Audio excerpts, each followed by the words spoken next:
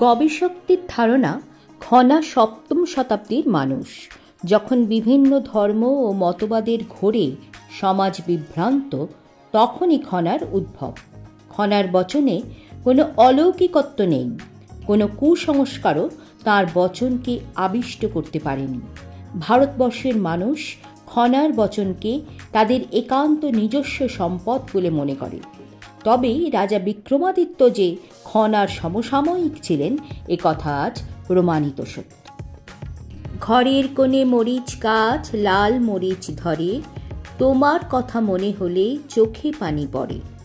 স্থায়ী বন্ধুত্বের কিছু নির্দিষ্ট বৈশিষ্ট্য থাকে। জীবনে পিতামাতার পরেই হলো বন্ধুর স্থান। বন্ধু যদি দূরে চলে যায়, তা বন্ধুত্বের পক্ষে খুবই বেদনাদায়ক ঘটনা। সাময়িক বিচ্ছেদের বেদনায় মানুষ অশ্রুসিক্ত হয়।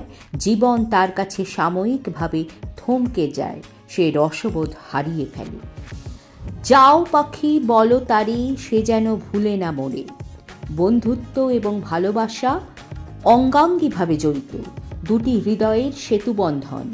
মিলনের সব সমস্যার সমাধানের, জীবনের সব সমস্যার সমাধানের এক আশ্চর্য প্রদীপ হচ্ছে এই বন্ধুত্বের ভালোবাসা।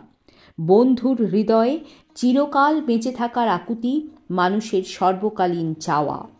এই গোপন চাওয়ারও এক স্বর্গীয় আবেশ আছে। ফুল তুলিয়া রুমাল দিলাম, যতন করিয়া রাখিও, আমার কথা মনে হলে রুমাল খুলিয়া দেখিও। বন্ধুর মনে বেঁচে থাকার ইচ্ছা মানুষের চিরকালীন। এই জন্য তারা বিভিন্ন উপহার আদান প্রদান করে। উদ্দেশ্য বন্ধুর হৃদয়ে স্থায়ী ঘর বাঁধা। বর্তমান যুগে একটি খাঁটি বন্ধুত্ব মানে একটুখানি উষ্ণতার আমেজ, এক মুঠো খোলা হাওয়া। জয় হোক বন্ধুত্বের, পৃথিবী থেকে বিদায় নিক যত হিংসা আর দেশ। যদি থাকে বন্ধুরে মন, গাং সাঁতরাইতে কতক্ষণ। বন্ধুত্ব হলো মানুষের মধ্যে পারস্পরিক বিশেষ সম্পর্ক, আত্মার শক্তিশালী বন্ধন। বন্ধুত্বের মধ্যে যে জিনিসটি একমাত্র থাকা উচিত, তা হলো ভালোবাসা। ঘনিষ্ঠ বন্ধুত্বের কারণে মানুষ সুখী হয়। যে কোনো কাজ দুজনে অবলীলায় একত্রে সাঙ্গ করা সম্ভব। পুকুরেতে পানি নাই, পাতাখানি ভাসে, যার কথা মনে পড়ে সেই শুধু হাসে।